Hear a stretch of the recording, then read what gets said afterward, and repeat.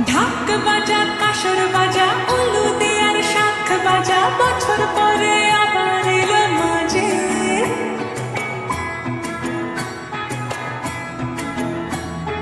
পুজো পুজো